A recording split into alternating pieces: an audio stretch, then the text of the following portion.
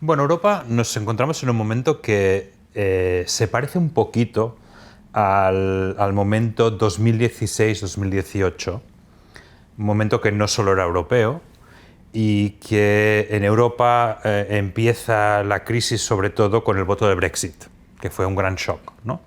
Ahora el gran shock al sistema ha sido la elección de Donald Trump en Estados Unidos, pero en el 16, 17 y 18 fue un ciclo complicado, luego vino la primera victoria de Trump, en Brasil fue la victoria de Bolsonaro, era un ciclo ascendente del populismo antieuropeo de derechas y ahora hay un cierto temor a que esto se vuelva a reproducir. Los aliados europeos de Donald Trump están en un momento de una cierta expansión y euforia, ¿no?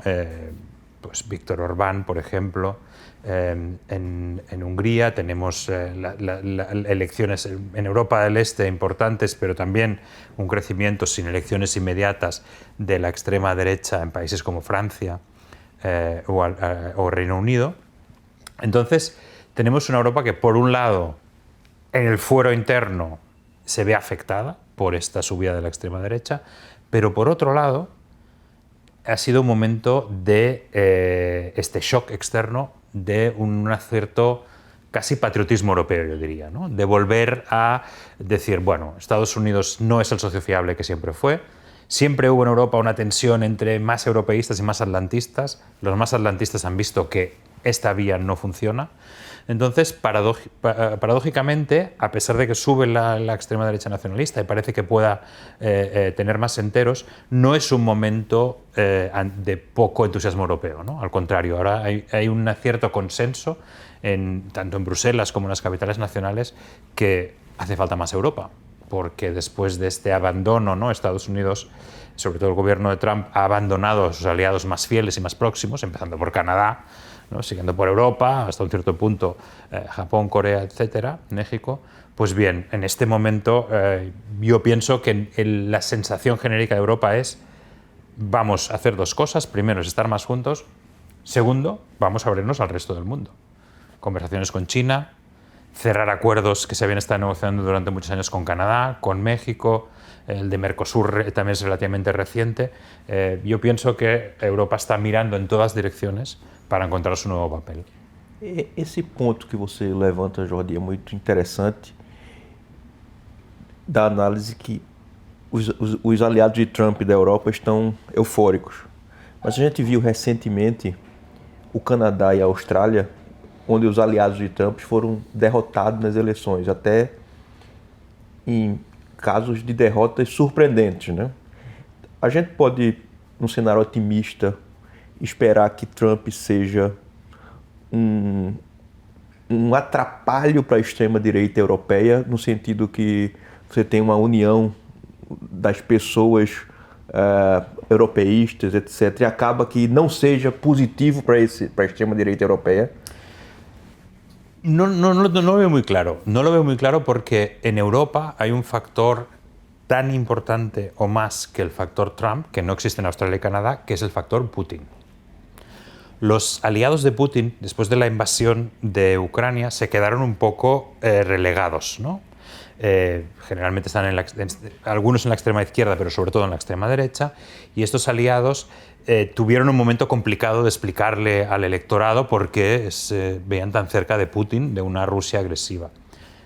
Ahora se han visto medio justificados, porque al Donald Trump acercarse a Rusia, ellos pueden decir, ven, como esta Rusia no es tan terrible, como lo que nosotros tenemos que hacer es hablar con Moscú más, como nosotros siempre hemos dicho, ¿no? Como siempre ha dicho la extrema derecha austríaca, la extrema derecha alemana, la extrema derecha italiana, que de hecho muchos de ellos estaban muy cerca del poder y del régimen ruso, y algunos se entiende que ha habido incluso lazos de financiación directa o por lo menos indirecta.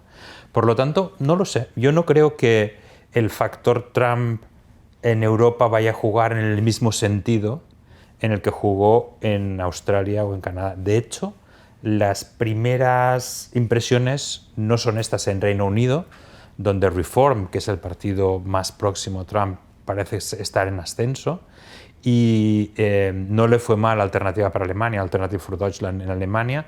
Es decir, que así como en el primer ciclo Trump en 2016, después del Brexit, hubo una cierta reacción en contra del populismo antieuropeo nacionalista, creo que esta vez no está tan claro que en el caso de Europa los aliados de Trump en todas partes vayan a sufrir. En algunos lugares les puede ir mal.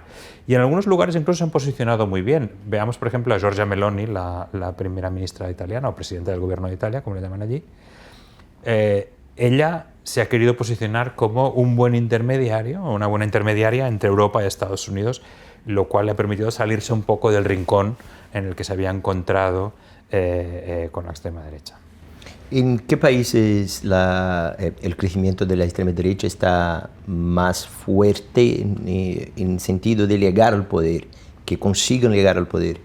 Bueno, los de Europa Central, ¿no? De hecho, en Hungría ya lo ocupan, y Eslovaquia no es un partido de extrema derecha, es de centro izquierda incluso, pero con una posición nacional populista bastante grande y prorrusa.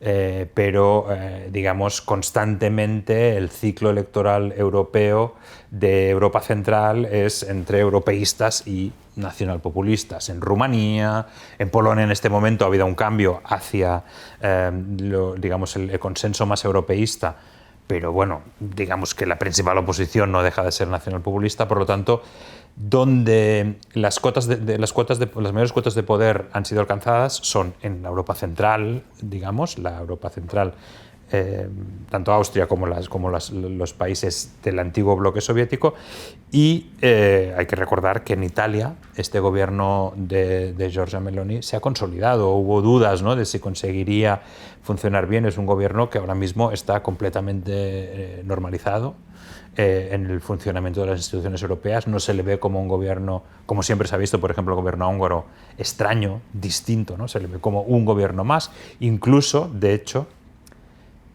como un gobierno que tiene mayor estabilidad y control de su país que, por ejemplo, los gobiernos de Francia y de Alemania, que en este momento son vistos como gobiernos de bastante debilidad. Sí.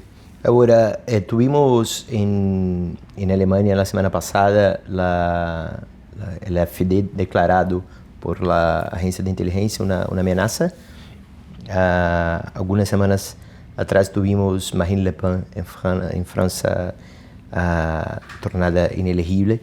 Ese tipo de control para los extremistas más los ayuda, o es algo necesario que debe ser hecho? Bueno, esto es muy difícil de establecer, ¿no? En Rumanía se suspendió la primera ronda de las elecciones presidenciales porque se decía que el candidato había contado con ayuda rusa principalmente, digamos, fuera de los canales legales, que no había declarado toda su financiación. Aquí hay una pregunta que no se preguntan solo las democracias europeas, se preguntan las democracias de todo el mundo. Si algunos partidos han demostrado que no van a jugar con las reglas del juego, por ejemplo, no van a aceptar el resultado de las urnas, incluso llegando a asaltar parlamentos, como pasó en Estados Unidos o en Brasil, estos partidos, o por lo menos los responsables directos de estos partidos, pueden jugar en el juego democrático y acceder al poder sabiendo que no están dispuestos a seguir las reglas democráticas. Estados Unidos dejó que pasase, y creo que está claro que Estados Unidos ha entrado en una senda autoritaria de enorme erosión de todos los mecanismos de control democrático. Entonces, cada democracia, Corea del Sur, por ejemplo, con la declaración de la ley marcial por parte de su presidente, ¿no?, que de forma totalmente irregular ha tenido que reaccionar a esto. Cada país tiene que decir, bueno, ¿dónde se ponen los límites a actores que se aprovechan del juego democrático para acabar con el juego democrático?